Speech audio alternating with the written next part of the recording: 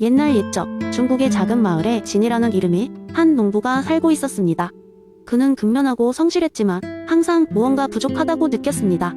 매일 아침 일찍 일어나 밭을 갈고 작물을 돌보며 땀을 흘렸지만 그의 마음 한켠에는 무언가가 자리 잡고 있었습니다. 그때마다 그는 자신의 노력이 충분하지 않다고 생각하며 더 많은 작업을 계획했습니다. 어느 날 진은 마을 중심가에서 열리는 작은 집회에 참석했습니다. 그곳에서는 노자의 제자인 한도인이 참석자들에게 무의자연의 철학에 대해 설명하고 있었죠. 그는 자연 그 자체를 존중하라. 억지로 무언가를 이루려고 하지 말고 그대로 두어라. 그러면 자연스럽게 모든 것이 자리 잡게 될 것이다. 라고 말했습니다. 이 말은 진에게 신선하게 다가왔습니다.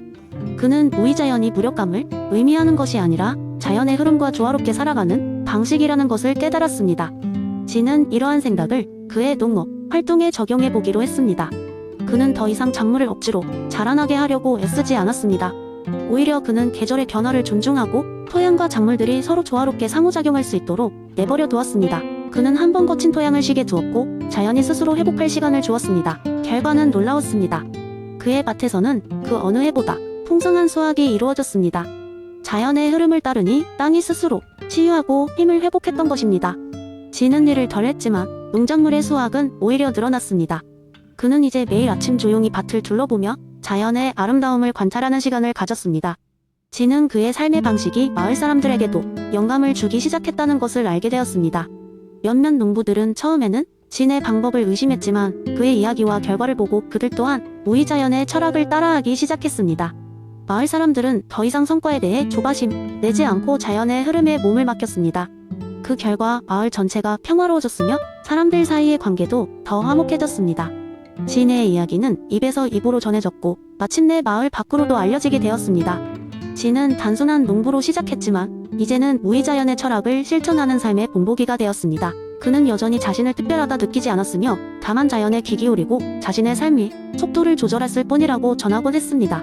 이렇게 진의 이야기는 주변 사람들에게 자신의 생활 속에서 조화를 찾는 중요성을 일깨우며 오래도록 기억되는 재미있는 일화로 남았습니다. 두 번째 이야기. 옛날 옛적 조선의 한 작은 마을에 성리학과 관련한 아주 흥미로운 대화가 펼쳐지는 찻집이 있었습니다. 그 찻집은 마을의 중심에 자리 잡고 있었고 이름하여 이기다방. 이 찻집은 퇴계 이황의 철학을 알고자 하는 여러 학자들과 기묘한 사건을 싫어하기 않던 사람들로 늘 북적거렸습니다. 이날도 예외는 아니었습니다. 마침 그날은 유난히도 더운 여름날이었고 찻집에는 한 노인이 앉아 있었습니다. 그는 걸칠 것 하나 없는 얇은 옷차림에 무거운 책 한 권을 들고 있었죠. 그의 이름은 이황백. 퇴계 이황의 이론을 연구하면서 다른 사람들에게 재미있게 전파하는 것을 사명으로 여기는 학자였습니다. 이황백은 차를 한 모금 마신 후 주변 사람들이 모이기를 기다렸습니다. 이내 궁금증 많은 젊은이들이 그를 둘러싸며 그는 입을 열었습니다. 여러분, 오늘은 이기론에 대해 좀 색다르게 이야기해보려 합니다. 이와 기의 개념이 어떻게 일상생활에서 우리에게 메시지를 전달할 수 있는지를 말이지요. 사람들은 호기심 어린 눈빛으로 그를 바라보았습니다. 그러자 이황백은 환하게 웃으며 이야기를 시작했습니다. 자, 상상해보세요. 여러분 각각은 하늘을 나는 두 마리의 새입니다. 하나는 이라는 새고 다른 한 마리는 기라는 새랍니다. 이라는 새는 모든 비행의 규칙과 방법을 알고 있는 새예요. 그 새는 본질적인 원칙의 상징입니다. 기라는 새는 날개와 깃털이 가득하며 실제로 하늘을 나는 물리적 존재이죠. 이 두 새가 함께 날아오를 수 있을까요? 누군가 묻자 이황백은 씩 웃으며 대답했습니다. 바로 그게 관건입니다. 이는 방향을 제공하고 의미를 부여하지만 기는 실제로 날아오르게 만드는 것입니다. 그래서 이 두 새가 조화를 이루어야만 비로소 높은 하늘을 자유롭게 날아갈 수 있는 것이지요. 이황백은 차 한 모금을 마시고 이야기를 이어갔습니다. 우리의 인생도 이와 같습니다. 삶에서 중요한 것은 이라는 원칙이 주는 방향성과 기라는 실체가 만드는 경험의 조화입니다. 만약 우리가 이만을 쫓아 산다면 우리는 아마도 현실의 무게를 견디지 못할 것입니다. 반대로 기만을 추구한다면 우리는 쉽게 방향을 잃고 말겠지요. 주변 사람들은 고개를 끄덕이며 깊은 생각에 잠겼습니다. 이황백은 사람들의 표정을 보며 미소 지었습니다. 자, 그러니 여러분, 우리에게 주어진 이 멋진 하늘을 자유롭게 날기 위해서는 이와 기의 조화로운 춤사위가 필요합니다. 그 둘 사이의 균형을 잡아야 진정한 인생의 비행이 가능할 것입니다. 그날 찻집을 나서는 사람들은 저마다의 생각을 품고 돌아갔습니다. 이황백이 전해준 이야기는 그들에게 단순한 이론을 넘어 삶의 방식에 대한 새로운 시각을 열어주었습니다. 자신이 이의 새인지 기의 새인지를 고민하면서 그들은 앞으로도 찻집을 찾아 많은 이야기와 사색을 나누게 될 것이었습니다. 이황백의 이야기는 계속될 것이었고 그의 새로운 이야기들은 은은한 차향과 함께 마을을 가득 채울 것이 뻔했습니다. 이기다방의 문은 언제나 열려 있었으며 그곳은 이기론이라는 철학적 사유의 장이 자연실 속에서 그것을 어떻게 풀어낼 것인지에 대한 끝없는 탐구의 장이었습니다. 세 번째 이야기. 옛날한 조선 마을에 나용이 나는 나 삶을 두려워하지 않는 소년이 살고 있었습니다. 작은 체구에 부드러운 눈매를 가졌지만 그의 호기심은 그 누구보다도 강렬했습니다. 나영이는 어느 날 부모님과의 일상적인 대화에서 듣게 된 이기호발설에 매혹되어 오랜 시간이 지나도 계속 그 의미를 깊이 고민하게 되었습니다. 어느 날 그는 자신만의 독특한 방법으로 이 이론을 더 널리 알리기로 결심하였습니다. 그 방법은 바로 이기호발, 대모험을 펼치는 것이었습니다. 나영이는 마을 사람들을 모아 자신이 준비한 연극을 보여주기로 했습니다. 이 연극은 단순한 이야기가 아닌 이와 기, 상호작용을 담은 흥미진진한 이야기였습니다. 연극은 나영이가 준비한 작은 야외 무대에서 시작되었습니다. 관객들은 아이들부터 어르신들까지 다양한 사람들이었고 모두 그의 유쾌한 연극을 기대했습니다. 그곳에는 이론을 몰라 호기심 가득한 눈으로 바라보는 사람들, 그리고 이미 알지만 나영이의 창의적인 해석을 보고 싶어하는 학자들, 그리고 단순히 재미를 위해 온 마을 아이들이 있었습니다. 나영이는 두 인물이 와기, 무분한 배우들로 무대를 꾸몄습니다. 먼저 등장한 이는 마치 철학자의 모습처럼 도덕성과 본질을 상징하는 차분한 인물로 묘사되었습니다. 그는 마을의 질서를 지키고 올바른 도덕적 기준을 세우는데 중점을 두었습니다. 그의 모습을 본 관객들은 자연스레 좀 경심을 표하며 고개를 끄덕였습니다. 드러난 긍정성과 도덕적 교훈은 그 자체로 인상적이었습니다. 이제 차례로 등장한 기는 활발하고 역동적인 인물로 삶의 다양한 측면과 실제 경험을 중시하는 모습을 보여주었는데 그 과정에서 마을 사람들에게 다양한 삶의 기술을 전수했습니다.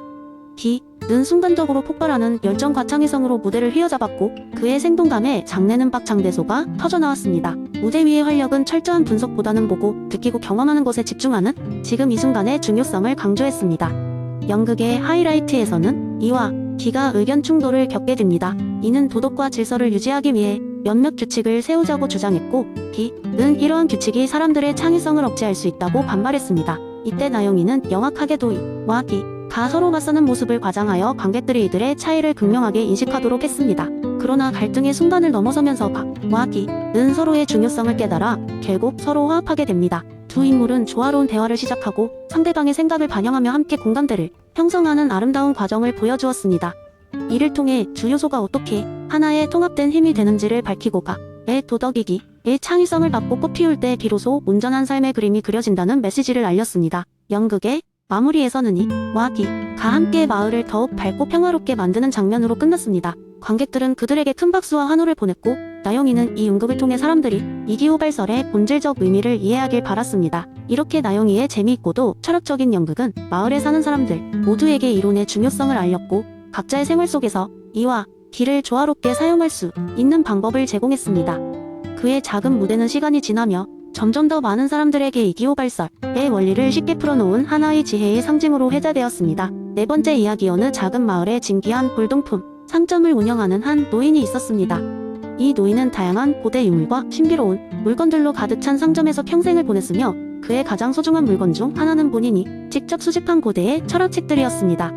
그의 상점은 마을의 지성인들이 즐겨 찾는 장소였고 그는 종종 젊은이들에게 자신의 소중한 철학 지식들을 전해주곤 했습니다. 어느 날 칸트의 순수 이성 비판에 대해 호기심을 가진 한 젊은이가 이 상점을 찾았습니다. 젊은이는 칸트의 철학이 너무 어려워 이해가 잘 되지 않는다며 노인에게 도움을 청했습니다. 노인은 미소를 지으며 선반에서 먼지가 쌓인 칸트의 철학서를 꺼내 펼쳐 보였습니다. 선언적 종합 판단에 대해 알고 싶구나? 노인이 말했습니다. 그럼 상상해보게. 자네가 길을 가다 웅장한 성을 보았다고 치세. 그 성은 자네의 머릿속에 어디서부터 생겨났을까? 젊은이는 잠시 생각하다 답했습니다. 본 적이 없는 성인데 왜인지 그 모습이 생생하게 떠오릅니다. 이것이 선언적인 지식인가요? 노인은 고개를 끄덕이더니 말했습니다. 그렇다네. 우리는 태어날 때부터 시간과 공간이라는 진기한 안경을 쓰고 세상을 바라보게 되지. 이러한 선언적 직관 형식을 통해 우리는 처음 만나는 사물도 자연스럽게 이해할 수 있게 되는 것이네. 그러나 노인은 젊은이에게서 더 많은 생각거리를 제공하고 싶었습니다. 그는 상점 구석에 놓여있던 작은 보석 상자를 젊은이에게 건네주었습니다. 이 상자 안에는 아주 특별한 열쇠가 들어있네. 이 열쇠는 재미있게도 시공간의 제약을 뛰어넘을 수 있는 힘을 가졌다는 전설이 있지. 젊은이는 그 열쇠에 매료된 듯 눈을 반짝였습니다. 하지만 정말 그런 열쇠가 존재할 수 있나요? 젊은이가 물었습니다. 자네가 보고 있는 열쇠는 물리적인 것일 뿐이지. 진정한 열쇠는 바로 자네의 선언적 종합 판단이라는 열쇠일세. 노인이 설명했습니다. 자네가 생각하고 이해하며 새로운 개념을 창조할 수 있는 힘이 바로 그 열쇠인 것이지. 그제야 젊은이는 칸트의 철학이 무엇을 말하고자 하는지 조금씩 깨우치기 시작했습니다. 그는 자신이 알고 있는 세계를 넘어서 새로운 아이디어를 창출할 수 있는 잠재력을 지니고 있음을 깨달았습니다. 그것이야말로 그의 지식을 발전시키고 세상의 본질을 이해할 수 있는 열쇠라는 것을. 노인이 그 책을 덮고 젊은이를 바라보며 말했습니다. 우리 모두는 매일매일의 삶에서 경험을 넘어서 새로운 정보를 통합하고 그로부터 세상을 더욱 깊이 이해하는 과정을 거친다네. 그게 바로 칸트가 우리에게 남긴 소중한 메시지일 것이야. 젊은이는 노인의 말을 마음에 깊이 새기며 상점을 떠났습니다. 그날 이후로 그의 삶 속 모든 경험은 단순한 경험이 아닌 자신만의 독창적인 통찰을 이끌어내는 기회로 다가오게 되었습니다. 이처럼 칸트의 철학은 그의 삶과 사고의 변화를 불러일으키며 놀라운 깨달음의 여정을 이어가게 했습니다.